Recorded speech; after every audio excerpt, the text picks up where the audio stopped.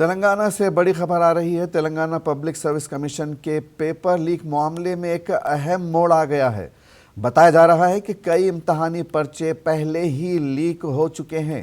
Police को पता चला है कि 5 मार्च को हुए असिस्टेंट इंजीनियर के इम्तहान का पर्चा भी लीक हो गया है।